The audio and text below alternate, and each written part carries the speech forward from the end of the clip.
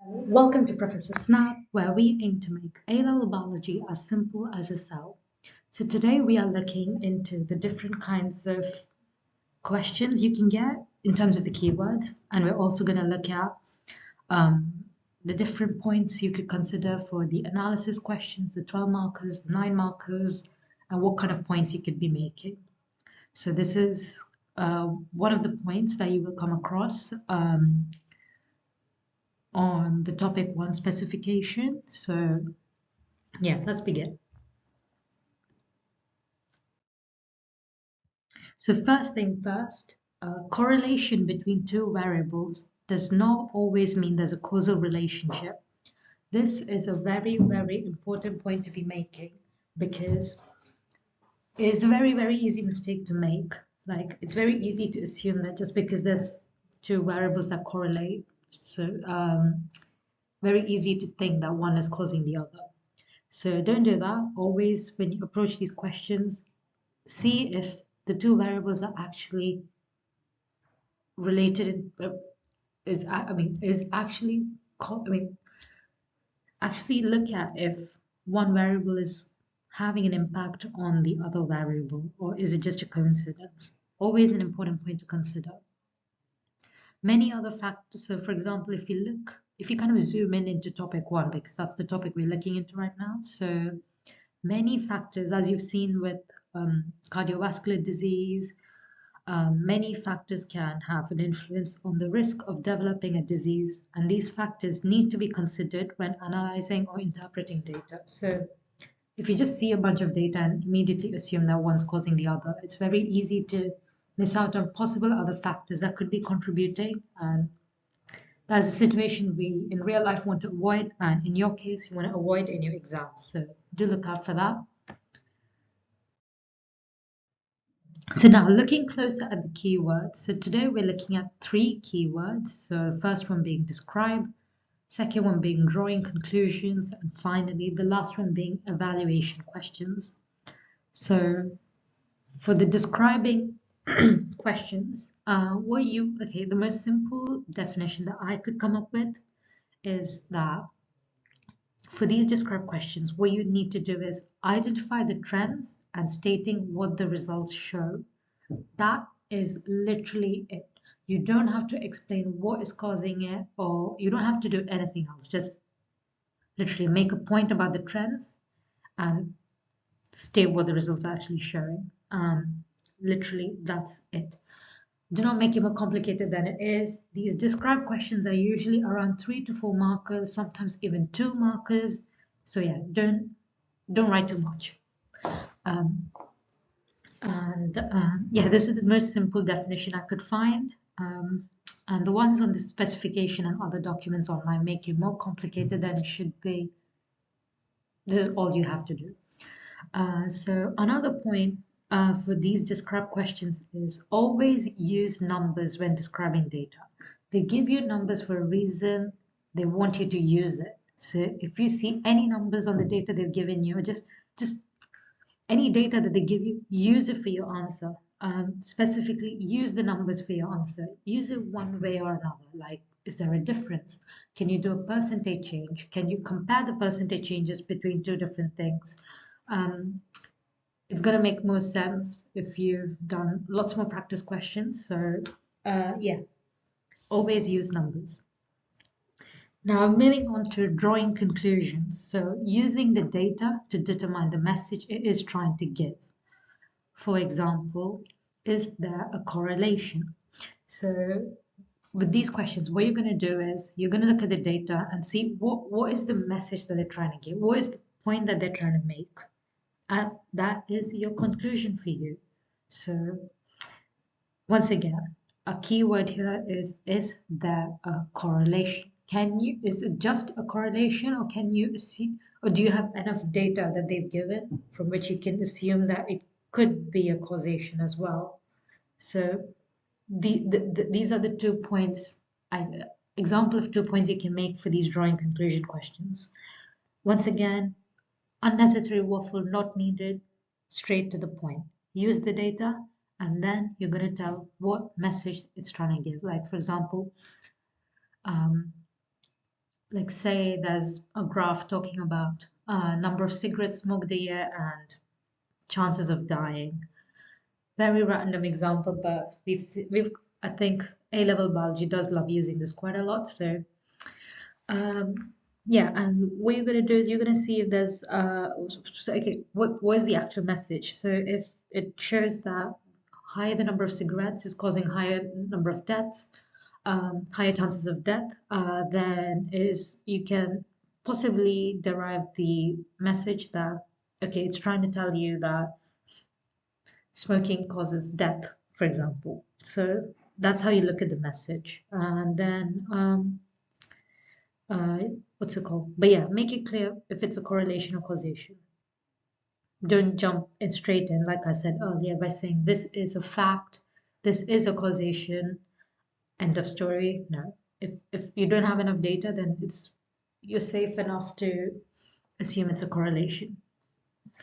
Okay, so third type that we're going to be looking at is evaluating the validity of the data. So these evaluation questions, they can range from 5 markers, not just evaluated. This works for analysis questions as well. So these questions, what they do is they can come in 5 markers, they can come in 9 markers if you're doing paper 3, sometimes in 12 markers, I believe. I cannot remember out of my head right now, but yeah, big questions, long questions, lots of marks to grab. So what can you talk about?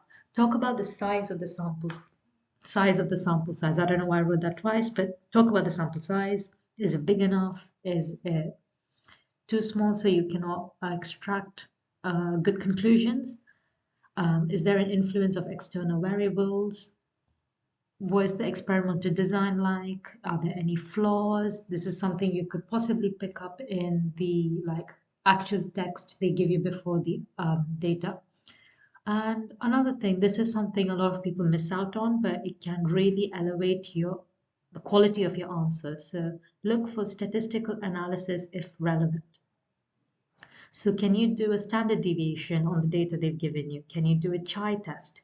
Can you do a t-squared test? Chi-squared test. And could you do a t-test?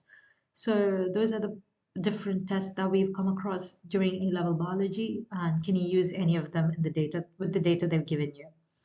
So these are some of the points you can consider. So other things to consider, once again, this is focusing on the analysis and evaluate question. Is there a control? Have they repeated the test results? Have external variables been controlled? Are they biased? So once again, I'm going to assume we all know why having a control is important, is because to see, I mean, it's essentially to look for if there's any possible external variables that are influencing the results you've got, and basically improve the validity of your results. So have they repeated the tests? That's obviously because to see if the results you got are not just by coincidence and it actually holds true. And are they biased? Of course, we want to minimize bias as much as possible, because you want valid results basically. So more things to consider. Evidence from one study is not enough. This is a comment you can make, especially in the long answer questions, because sometimes if they say give you one piece of data, like just one set of data, then it might not necessarily be enough for you to actually come up with any conclusions. So especially with the analysis questions, feel free to drop the point that the evidence from one study is not enough, that further study is required. Can you do a meta-analysis? This is going a little bit further, but still looks good if you use it in relevant settings, obviously. Don't just put it everywhere. This is when studies are analyzed together as they are similar in design. So this is something you will see in paper 3, where they give you so much of data. So like 4 different sets of data. So this is your hint to take a moment to take the bird's eye view. Look at it as a whole. Does the conclusion from one set of data hold true when compared to the other sets? So this is another beautiful point you can make, and if you use it well, Well done. Your answer is going to be amazing. And then 3, from all the data given, can you conclude a similar conclusion? Once again, this is similar to the point I just made on meta-analysis. So can you conclude a similar conclusion? If you can, talk about it. If you cannot conclude a similar conclusion, once again, talk about it. It's, once again, helping you with the analysis of the question. And finally, if the data conflicts, more research might be required, or maybe even further analysis of the variables. Another point you can, this is a point you can basically just put down in your answers. So if the data conflicts, or if you see opposite, if you see that the conclusion doesn't hold true, like I just mentioned earlier, so you can just make a point that perhaps more research is needed, or you need more analysis, or talk about like, is there a flaw in the actual experiment design? Okay, so now what makes a good study? So you can use these as different points for you to consider for these long questions. Or another thing you can, well, another reason why I'm actually mentioning this slide is because this could come up as a 1 mark or 2 marker, like what makes a study by student X a good study? What makes this study that is in your question paper a good study? It can come up as like a 2 marker, maybe even a 1 marker. So these are some points you can make. So size of the sample, representation of the sample, use of control variables, minimal to no bias, use of a control variable, repetition, and reproducible. So to make the distinction between repetition and reproducible, simply because this is a very, very easy mistake to make, is that repetition is when you can see similar results coming up when you essentially repeat the experiment. And reproducible is when you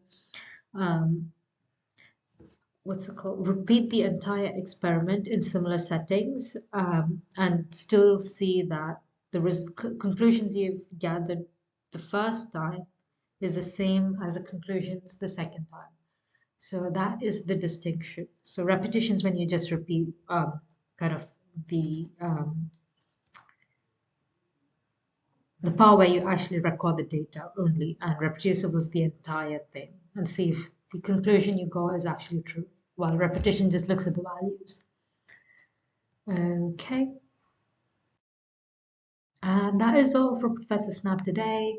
I think this was quite a long video for a small topic, but I think it's still important we go into depth with every point on the specification because it's going to help you guys in the end. So hope this has been useful. If you have any questions or if you have any confusions from any of the videos, let me know in the comments below.